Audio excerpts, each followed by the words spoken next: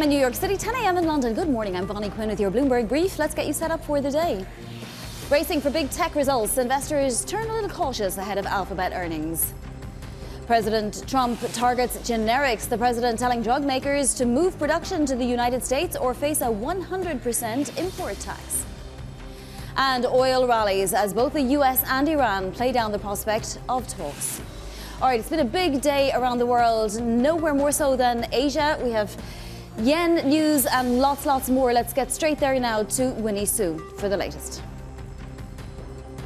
Yeah, good morning, Bonnie. Well, the yen now has passed that 163 level against the dollar, which is now at its weakest level in about 4 decades. It has remained around those levels for most of today, but actually we did see a sharp spike about an hour ago when we've learned that the Bank of Japan is open to raising rates faster than consensus expectation. However, those gains really didn't hold on for long, as the report also indicates that there is no preset course in mind, and it seems like investors right now need more than just talks, but actions. Now, flip aboard, we take a look at the broader Asia market. We have the MSCI Asia also pretty much erasing all gains that it has seen today, and that is driven by these caution ahead of the earnings from Alphabet, and also as oil continues to extend gains. We did see South Korea's Kospi index erasing gains of as much as 6% earlier today. Now, that is also coming after the exchange triggered an 8th sidecar in a row, and it really goes to show how volatile this market has become. Also leading losses today, we see tech stocks in Hong Kong driven by those gaming shares, as there are concerns rising around Tencent's business. Back to you, Bonnie. Winnie, quite the roundup there. Thank you so much. That's Winnie Su there in Hong Kong. Now I want to take you through some of what's happening in Europe. We'll begin with Brent, because that is really setting the tone for today's session. Up to more than $94 a barrel now, up more than 3.5%. It continues to rise. There was some headlines out of Mayor in the last few minutes suggesting that Iran says no exchange of messages is possible with the United States, but those headlines continue to go back and forth. European gas futures, this is a phenomenal statistic. We're at close to 62 euros per megawatt hour now, up another 3.5%. We're up more than 25% in the last few sessions. And just to put it into context, that would be more than $115 a barrel in terms of crude oil if you were to switch it into crude. So that is a huge premium for Europeans to be paying, and they are feeling it. Mind you, not in the UK inflation data. We saw core inflation actually come in a little bit stronger than expected, although the headline number was softer, and certainly that is reassuring for the moment, but inflation is coming back down the pike, and as you can see, there seems to be a floor under yields. We're very close to our highs of the year on UK yields, and of course we are at our highs of the year in the rest of Europe. The 2-year UK yield at 4.38. If we look at other asset classes, you can see the Stocks Europe 600 is now firmly higher, up more than 0.5%. It started off on a very fragile footing. The FTSE 100, though, then just took off. It's up more than 1%. And as you can imagine, oil, basic resources, all of those companies are doing pretty well. Also, earnings have been phenomenal in Europe. The euro continues to strengthen. We're above 114 now. And I just wanted to point to gold as well. This is a little bit of reflection of the macro trade, back well above $4,100 an ounce. Let's get to the United States, where the picture is not quite as rosy. A little bit of trepidation before big tech earnings start, but also that mammoth session yesterday, right, where the Philly Stocks Index had another wonderful day. You're seeing that come off the boil just a little bit with NASDAQ 100 futures, but we'll see if this holds given the picture across Asia and now across Europe.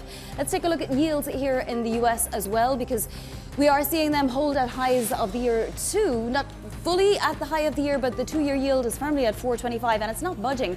And that 2-10 spread now, very narrow. We're at 37 basis points, so a flattening curve. You'll notice too that the 30-year yield at 5.13 and change today. All right, let's get to some individual pre-market movers now. Over to London and Chloe Mellon. Good morning, Bonnie. We have Supermicro soaring this morning after raising its gross margin outlook and also saying that the backlog was at a record, which is, of course, very reassuring for investors in this AI trade, as it confirms this strong, solid demand for AI servers. So we're up almost 16% there. Moving on to Pegasystems, which is seeing a huge drop this morning after earnings missed estimates. And so this is an IT company. There's delays in terms of the decisions made by clients, which is echoing what also IBM GM said at the beginning of the earnings season. And so this doesn't bode too well for the IT sector.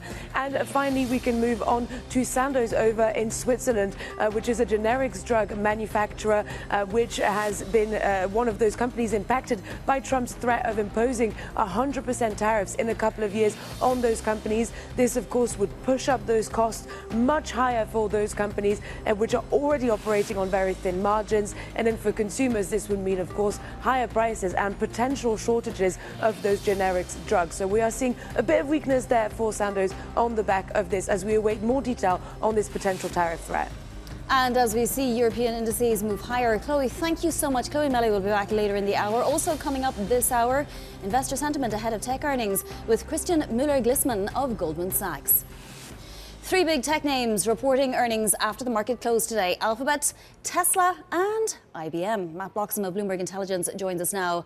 We'll set IBM to the side for a second. Matt, what are we going to want to hear from Alphabet in particular when it comes to the AI build-out, spending and returns, essentially? Yeah, I mean, I think I'd put it into two buckets. There's the resilience of their search advertising business, which is where they make by far the majority of their cash flow. And then also the returns, if they're getting any yet, on their AI investments and how those two things kind of weave together. You know, they've done a good job of defending that anchor business in search advertising and evolve it towards AI. And also they've been kind of gaining traction in the enterprise AI market, obviously building a big cloud business. And it's how all those things fit together and whether they're going to look to increase their investments again. They've already made a massive increase in their capital spending this year. They've indicated that it's going to go up again next year significantly. So I think there may be some questions about whether they're able to give any more precise guidance about what significantly means next year, because that has a lot of implications for the rest of the supply chain in terms of NVIDIA chips, data center build out, all those kind of things. So I think Alphabet continues to be a bellwether for the full kind of AI value chain. You have to wonder if investors are going to be happy no matter what we hear, Matt. Will the stock sell off anyway? I mean, that's what we've been seeing, whether earnings are good or bad, although I should mention Supermicro as an exception. Yeah, I mean, actually, the Supermicro is interesting because actually their revenue guide wasn't particularly good versus expectations. It was the margin that pushed things up. So I think investor reactions to results at the moment are a little bit unpredictable. So it's kind of hard to gauge how they're going to react to the Google numbers. I think expectations are pretty robust for Google. So I think it would be quite hard for them to deliver something that's going to really give a significant incremental positive versus where market expectations are already. All right, well, the tension is building. Matt, thank you so much. That is Matt Bloxham of Bloomberg Intelligence. President Trump targeting generic drug makers now. He's telling manufacturers they have 2 years to move production to the United States or face a 100% import duty by 2028. Let's bring in Deirdre Hipwell, who leads Bloomberg's healthcare and consumer coverage for EMEA. Deirdre, just give us an idea of how many generic drug makers are out there and who Donald Trump is actually speaking to. Well, there are a number of generic manufacturers in the US, in Europe. The biggest country that would be affected by this is India. India is a huge base for generic manufacturing, so they could be potentially one of the big losers from this move by Trump. But as ever with Trump, he often makes big shots across the bow and then is potentially working towards a more negotiated settlement. So I think in the next 2 years we'd be potentially on the lookout for generic drug makers striking deals with Trump over pricing. What essentially would have to happen? There is a whole global supply chain that involves many of these generics being made, as you say, in India, in other countries, Ireland, various countries in Europe and so on. If they were to promise to move their production to the US, I mean, would that be efficient? Would that be cost effective for them, or would they just stop producing for this market? It would be very difficult. Obviously, generic manufacturers are working with much lower margins than branded manufacturers. Over the years, the supply chain has completely shifted to places like India and China. So it would be extremely difficult. If we look at Sandoz, a big generic manufacturer in Europe, less than 20% of their business is coming from the US now, and they have very little, if any, manufacturing facilities there. Plus the timeline that he's given, 2 years or 3 years for the even larger tariff. If you were to try and get a plant up in action from scratch, it would take more than 3 years potentially. So it would be extremely difficult. But I think with Trump, he'll get something, maybe not what he's asking for today. I think it might be more about just lowering prices in general, which has been a big push that he's been making since he came back into power, so to speak. Right, exactly. It was one of the pillars of his candidacy that he was going to make healthcare and drugs essentially affordable. I mean, this will be targeting a major portion of his base, right? We all depend on generics in order to be able to afford the drugs that we need. Absolutely, particularly in the US, Americans, about 90% of the prescriptions that are issued are generic drugs, and it's everything from antibiotics, painkillers to cholesterol drugs and even cancer drugs. So potentially it's hugely impactful for the American consumer. All right, we'll see what the response from the generic drug makers will be. Deirdre, thank you so much. Bloomberg's Deirdre Hipwell. Oil extending gains after both the US and Iran played down the prospect of talks. Joining us now from Dubai is Bloomberg managing editor, owner, and it's getting a lot more serious now, owner. What can you tell us about the latest and the prospects for essentially any continued mediation or peace talks or whatever you might call it at this point? Yeah, well, it is getting more serious. We have seen a wider US attack overnight into Wednesday on Iran, with strikes reaching as far north as Tariff in Iran's northern peninsula, as well as some other areas in the west of the country. And Iran, expectedly and very much in line with the pattern we have seen over the past 2 weeks, has retaliated with attacks on Kuwait, Bahrain and Jordan. We don't see an immediate or imminent resumption of negotiations, just based on what we've been hearing over the past 12 hours. As you mentioned already, President Trump has already played down the prospects for new talks, and we've just seen over the past hour messaging coming out of Tehran suggesting that Tehran doesn't really see itself in a position that should do the reach out to the US, so to speak, and sees the ball to be in the US's court. They think that it was the US that violated the interim agreement signed between the two countries last month, and therefore it's the US that should take the first step to de-escalate. So as things stand now, with wide attacks by the US on Iran and Iran's retaliation and the unwillingness of both sides to come to the negotiating table or to be the first one to do so, suggests that the chances or the prospects for an imminent resumption of serious negotiations look quite slim. And I just want to point out, owner, I'm sure you're aware of this, but just in the last few minutes, the EU naval forces have told US, Saudi and Israel-linked ships to avoid the Red Sea, which is an escalation there in terms of advice to shippers to avoid the Red Sea. Owner, what can you tell us about the Saudi nuclear deal and what it means essentially if Trump is going into Iran to purportedly stop Iran from having a nuclear weapon, but then allowing Saudi Arabia, or helping Saudi Arabia even, have a nuclear program? Well, this has been in the works for quite a few years now, and we've extensively reported on it. So it's not exactly a surprise, but I think what will be the determining factor in terms of how the US Congress or US lawmakers might react to it is going to be the possible constraints that might be imposed on Saudi Arabia in terms of domestic enrichment, which is a key Saudi demand going into these negotiations or going into this new agreement, because the implications for the region would be quite significant. As you can imagine, countries from Saudi Arabia to Turkey in the Middle East have expressed willingness, for lack of a better word, to basically chase possible nuclear armament if Iran one day announces that it has nuclear capabilities or nuclear weapons. So this is quite dangerous and sort of a delicate balance that the US will be looking at striking when it finalizes these agreements with Saudi Arabia in terms of the constraints on if any, on the domestic nuclear enrichment and mining in Saudi Arabia. Bonnie. Owner, thank you so much. That is Bloomberg's owner aunt in Dubai. Now to other top stories trending on the terminal this morning. UK inflation fell to its lowest in over a year on cheaper fuel and food. Consumer prices rose 2.6% in the 12 months to June, down from 2.8% the previous month. The reprieve may be short-lived, though, as the return of hostilities in the Middle East weighs on energy prices. BMW won't be in this year's Paris car show. It's part of the new CEO's push to cut costs. BMW says it remains committed to a selective presence at auto shows in the future. The World Cup final broke US viewership records in the US. The match between Spain and Argentina drew 62 million TV viewers.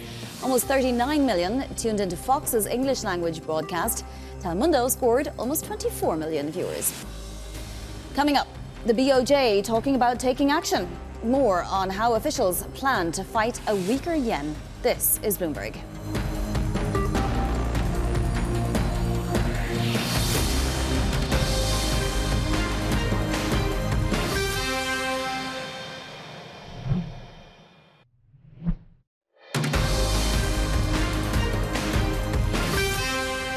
This is Bloomberg Brief. I'm Bonnie Quinn in New York. Sources telling Bloomberg that the yen's continued weakness has Bank of Japan officials open to raising rates at a faster pace than they typically do every 6 months.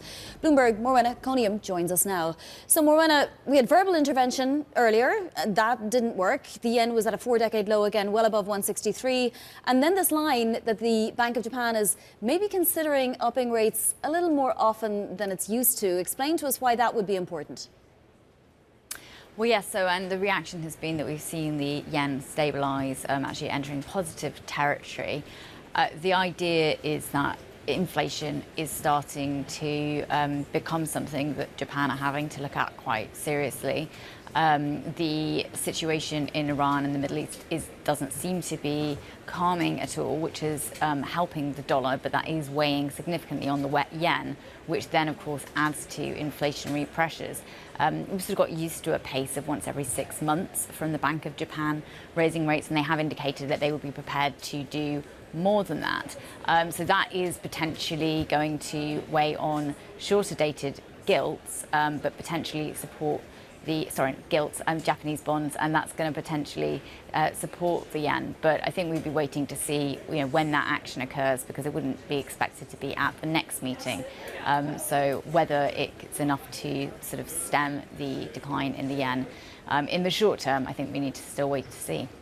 Yeah, and I have to say there was a big strengthening when those lines came out, but we're back roughly around 163 again, just fractionally below it, Morwenna. I mean, would the Bank of Japan consider doing something a little more drastic, perhaps a double move or an emergency inter-meeting hike, anything like that? I mean, we have certainly heard from Japanese officials earlier that they would be considering sort of intervening in the yen. So I think there's the potential that we see both a sort of monetary policy and government action at the same time, potentially. And as you said, it doesn't appear that just the rhetoric around it has actually had much impact for very long, and that's a pattern that we keep seeing. Yeah, I mean, let's just do a little bit of a recap, because we've seen a lot of actions out of Japan, not just the monetary authorities, but the fiscal authorities too, plus lots of verbal intervention. We had the channel checks from the US, talk from Korea of coordinated intervention. We had actual intervention. None of this has worked in stemming the tide for the yen. So why won't the Bank of Japan just step in? I mean, that's a good question, and probably one for my more Japanese monetary policy focused colleagues. But I think what we have seen is that none of this does seem to be having a long-term effect, and it comes down to partly inflation is actually starting to look like it might reach the target that the Bank of Japan set over 13 years ago. So this is quite a sort of relatively unprecedented in modern times situation. So I think there's going to be a certain degree of caution there. Yeah, absolutely. And of course, the re-escalation of hostilities definitely providing headaches for central banks around the world once again. Morwenna, fantastic stuff. Thank you so much. That's Bloomberg's Morwenna Conium. Coming up, the cost of the Iran war. A look at what's making headlines in your front page news. This is Bloomberg.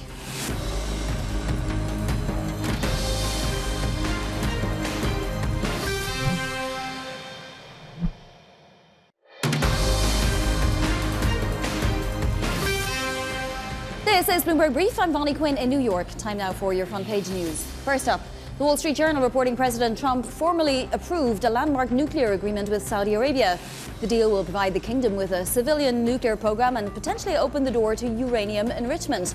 The Journal says the 30-year accord is expected to be submitted to Congress for review.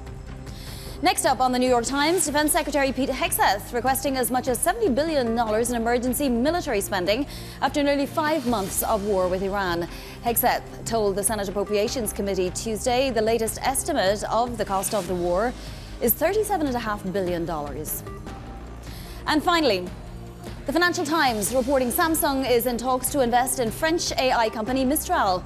The FT says Samsung is discussing an investment of potentially €1 billion as part of a broader fundraising round that could value Mistral at €20 billion. The partnership would bolster Mistral's efforts to become a leading alternative to US tech groups. All right, we're going to talk about this market next with, as you can see, it is pointed lower. We have futures lower, but they are off their lows. We'll be speaking with Goldman Sachs' Christian Mueller-Glissman next.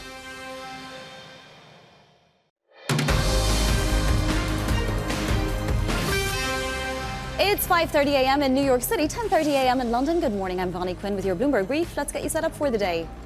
Racing for big tech results, investors turn cautious ahead of Alphabet's earnings. President Trump targets generics, the president telling drug makers to move production to the US or face a 100% import tax. And oil continues to rally as both the US and Iran play down the prospect of talks. And we'll start right there with Brent crude up more than 4% now, trading almost at $95 a barrel. And that's setting the tone for this market. That, of course, and big tech earnings. Tech stocks might be in for a tougher day, certainly tougher than yesterday. Yesterday, of course, the Valuations index rebounded more than 5%. Korea, by the way, overnight started to climb. It was up more than 6% on the Kospi intraday, but then gave up all of those gains. So it looks like there is some investor trepidation. Although it should be said, SK Hynix came out with relatively mediocre earnings and had a 15% after-hours pop, so we will see what happens. As you can see, futures are off their lows. Let's look at yields because they're close to their highs of the year. The 2-year yield at 4.25 and change, and that 30-year yield above 5.13 right now, 5.13 on the 30-year yield. The 2-10 spread, though, at 37 basis points. Let's get to some individual market movers now, and Chloe Mele in London. Good morning, Bonnie. We've got Supermicro up almost 17% this morning after raising its margin outlook and saying that the backlog was at a record. This, of course, indicates very strong, solid demand for those AI servers and should be reassuring to those investors in the AI trade ahead of those big tech earnings that we have got coming this week and the next. On the flip side, we've got another story, which is the IT story and the IT sector being in a bit of trouble as companies shift their spending from IT towards more AI, towards more chips. This is something that IBM has warned of at the beginning of the earnings season, and now we're seeing an echo of that today with Pegasystems also missing earnings estimates on the back of the very similar dynamics, and we're seeing that really weigh on the shares this morning, down more than 16%. And finally, let's go over to Switzerland with a drug maker, Sandoz, which is one of those that might be affected by Trump's tariffs, threat of tariffs on generics. Those potential tariffs could really push up costs for those companies and squeeze margins further, even though they are already operating on quite thin margins. And so this potential threat, this potential import tax, that is really weighing on that stock this morning. And we're seeing the shares down more than 4% in Switzerland. All right, and this even, of course, as European stocks are higher in terms of indices. That's Chloe Mele there in London. Investors bracing for big tech earnings. Christian Mueller-Glissman of Goldman Sachs weighing in, writing, the outlook for profitability among the hyperscalers is becoming more challenging. They're becoming increasingly asset-heavy businesses. He's head of asset allocation research at Goldman Sachs and joins us now. Let's start right there, Christian. What is wrong with perhaps being a newly asset-heavy business? Listen, I think actually a lot of investors do like asset-heavy business right now, as long as they're not kind of disrupted and as long as they're not spending a lot of money. And the big concern, of course, is how to get that money back. And I think like the big challenge is we've been in this investment phase linked to AI for so long. We all know that technology booms usually have a bit of a J curve. And the question is if there's a bit of a loss of patience from investors with regards to the hyperscalers recouping some of the spent money. But just to be clear, we're not leaning to the negative side too much. We're just worrying that investors at some point might lose patience. Yeah, I'd point out that you do think the overall structural trend around AI is intact. Tech, though, generally has been so sensitive to momentum, Christian, and it's hurt at least the immediate and intermediate term investor. Perhaps we don't have to worry so much about the longer term investor. But what will be the catalyst that changes that trade from a momentum trade into something a bit more tangible? Yeah, I mean, the big challenge you have right now is that it's been a very narrow group of companies, the AI CapEx beneficiaries, the semiconductors that have been leading kind of, you could say, the AI ecosystem and the whole equity market. And you have these different phases in every tech boom. You have like the investment phase, the application phase, and the adoption phase. And especially the adoption comes back to the J curve, can take a quite long time. So right now, the big investor focus has been on the investment phase. There's some very tangible drivers. Earnings growth has been incredibly strong for the semiconductors. And that has led to an enormous amount of positioning and leverage, investor leverage, towards this area. So to answer your question, how can that space stabilize? If you get some of that positioning down, if you kind of get a bit less of this extreme investor leverage in that space, that's already helpful. The most important driver will be the earnings. As long as the earnings come through, I think those stocks should be able to make progress, but the positioning needs to normalize a bit. So for the last couple of weeks, as this was happening and as Korea was impacting, frankly, our markets, and just the whole idea of concentration and leverage was really impacting markets, we did see some dispersion, right? So we saw some of the other areas of the economy do better, some of the other types of companies and so on. Does that reverse if we see a pickup again in tech optimism? Well, you had a record kind of high dispersion within the equity market, and it's very much linked to what I mentioned, like a very narrow group of companies leading the market higher, and then in a reversal leading the market to some extent lower, or at least having a significant correction that drives the dispersion. Like, there's another reason though. I think usually volatility and dispersion are kind of driven also by the macro backdrop.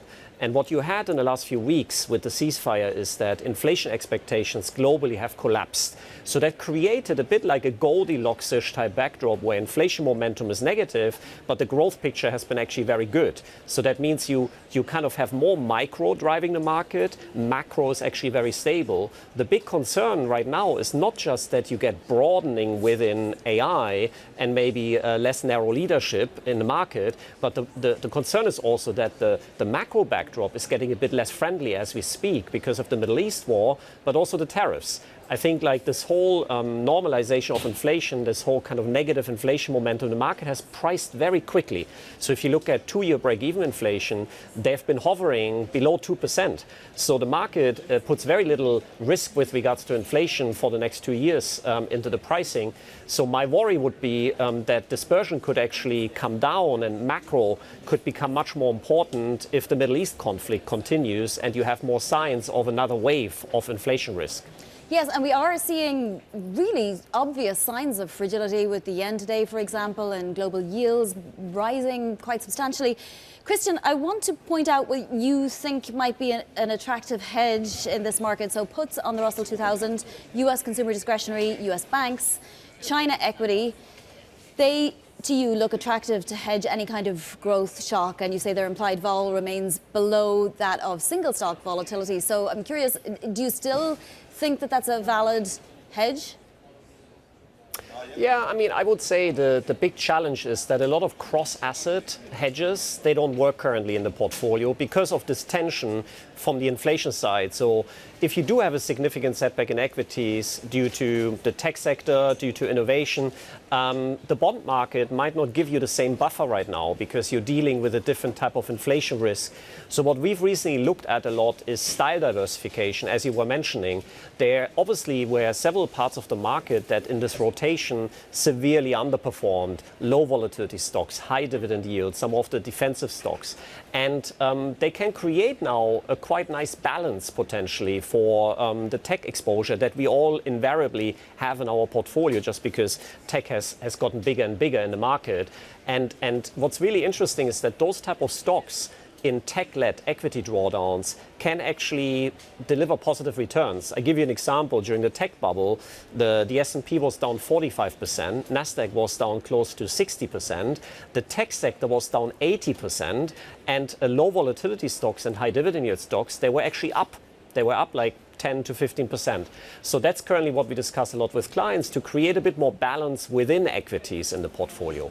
Yeah, it's really fascinating, Christian. I mean, you have to ask yourself, what kind of purpose do bonds serve in a portfolio these days? Most of what you are talking about is diversification using equities, right? And you're overweight equities, but you're neutral bonds, you're underweight credit. And I'm curious, why? Yeah, I just find that different roles for different assets. I think the kind of role of bonds in the past has always been to diversify equities. The 60-40 portfolio has been a very successful strategy for this generation of investors. But going forward, we think the role of bonds is changing, where it's much more about generating yield and to some extent less protecting the portfolio. And we just don't think that the yields that you currently get in the sovereign wealth space, sovereign bond space, is that attractive. And the same is true for credit, even more so, because credit spreads are incredibly tight. So you could say that sovereign bond yields in the medium term have to find an equilibrium that's higher, but it's even more true for credit spreads, because I think we have certain late cycle tendencies. There's releveraging that's linked to the AI ecosystem. There's restructuring, M&A. All of that tends to lead to worsening credit quality, but credit spreads are ultra tight right now. So we just don't see the fixed income complex currently as very attractive. They're like multiple headwinds from the macro side, from inflation, from monetary policy, and then also the risk premia you're getting are not very attractive in our view. Christian, we are at this year's highs and maybe potentially even longer. So I'm just curious, how many more basis points would you need on yields just generally? Are we talking 10, 20, 30 before they would start to look attractive again? Yeah. I mean, it's not just the level of yield, it's also the kind of macro backdrop. I think for bonds to be attractive, in our view, in a significant way, something needs to go wrong in the economy or with the equity market. But even then, the type of buffer you might be getting, as I said, won't be that large. So I think levels above 5% on the US 10-year are things that we've highlighted in the past, create a certain feedback from the bond market to the equity. So the closer you get to 5 and the higher above 5 you get, the more likely it is actually that equities struggle with that. There's a lot of other drivers. It depends why they go above 5, depends how fast they go above 5. But I think if we get closer to 5, there is probably that kind of equity reaction that justifies a bit more balance between equity and fixed income. But that's as of now. There's lots we can learn in the coming months, like during the tech bubble, 10-year yields went above 6%. And the equity market was fine because there was so much long-term growth optimism. And as a result of that, I think like it's a moving target. We need to see how the market reacts as well. Just a wonderful conversation. Christian, thank you so much for joining us this morning. Christian Mueller-Glissman of Goldman Sachs.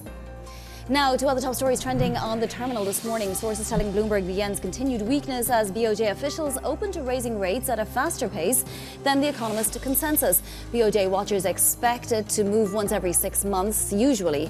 The BOJ's next meeting is July 31st. New UK Prime Minister Andy Burnham walks back a proposal to raise the UK's cap on tax-free earnings, coming as the new Prime Minister tries to signal fiscal discipline to sceptical bond markets.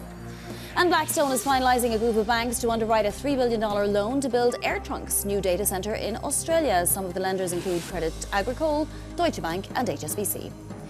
Coming up, President Trump's latest tariff announcement puts pressure on drug makers. Details next. This is Bloomberg.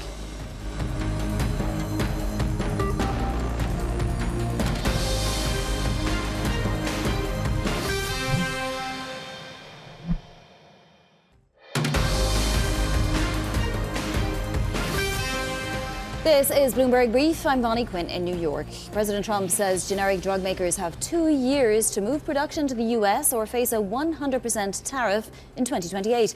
Kate Ackley of Bloomberg Government joins us from Washington.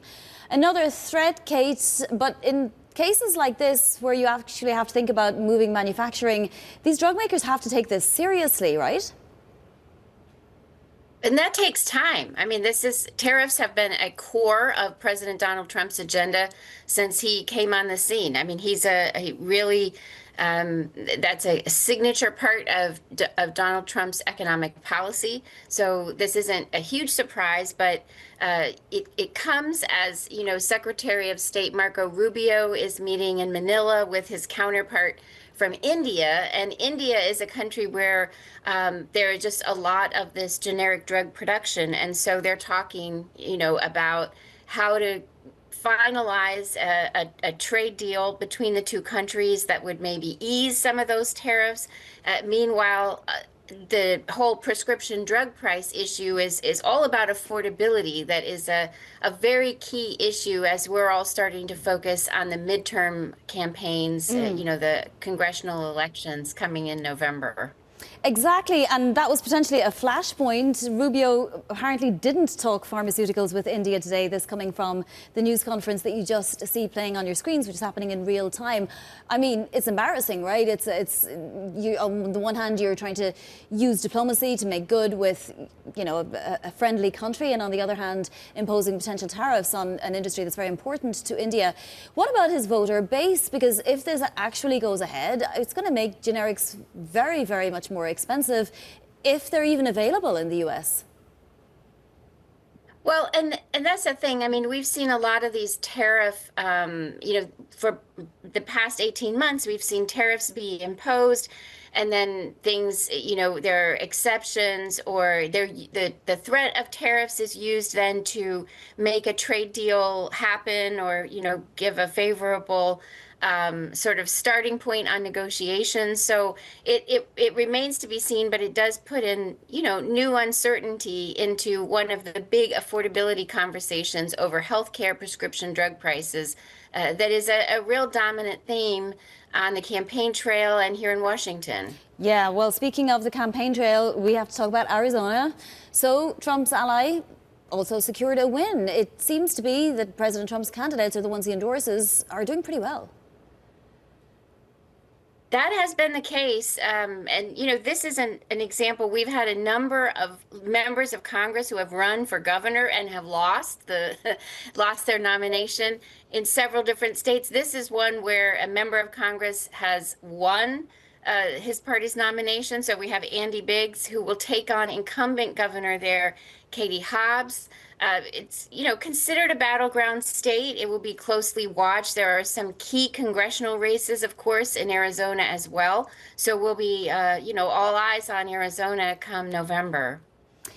Congress, or at least the House, passed the stopgap bill to avert a shutdown before the midterm election. Is that now absolutely for sure the government is not going to be at threat of shutdown for the foreseeable future?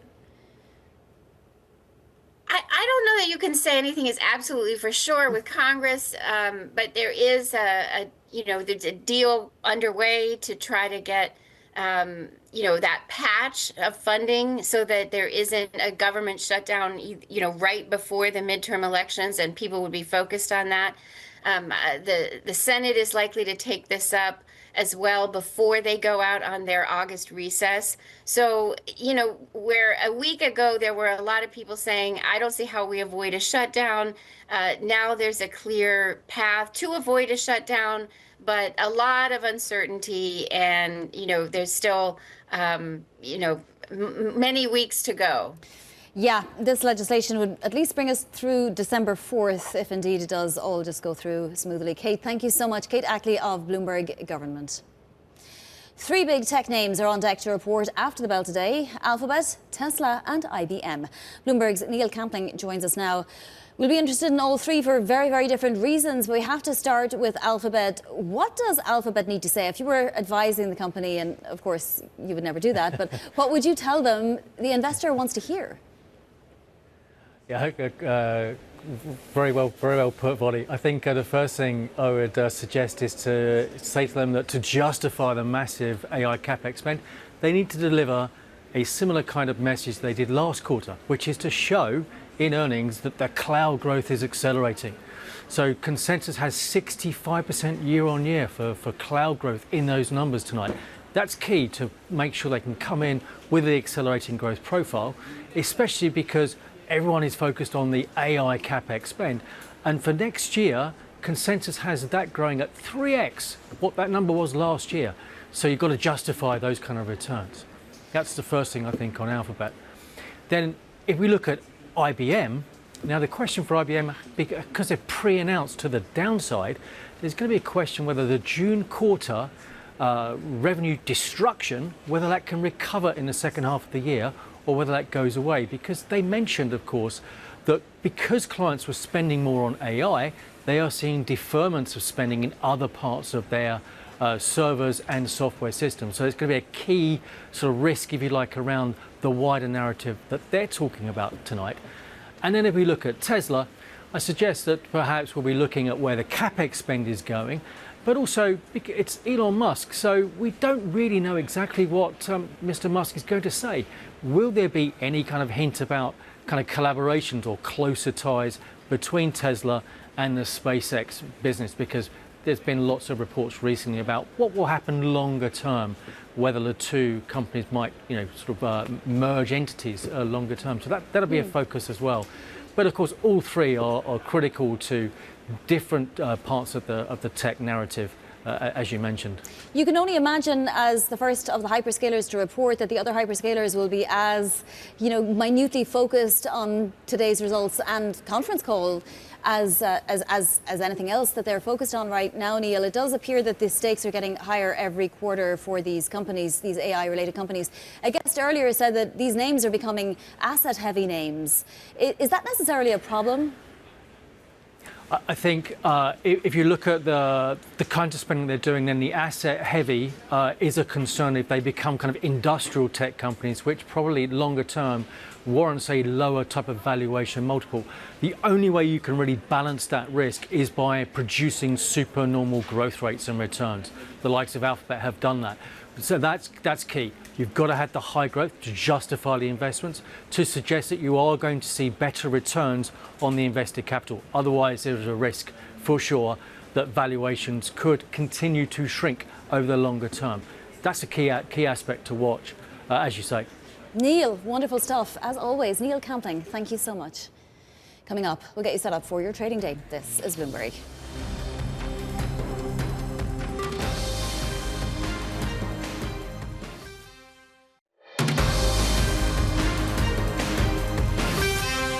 Now a look at what's ahead today. As if you didn't know it already, two of the world's largest companies, Alphabet and Tesla, are reporting after market close. We're also getting results from AT&T. IBM will be a big one, even though they pre-announced to some extent Texas Instruments and Southwest Airlines. And tune in for an interview with Wells Fargo Chairman and CEO Wells Fargo, Charlie Scharf, before the market open at 9 a.m. Eastern.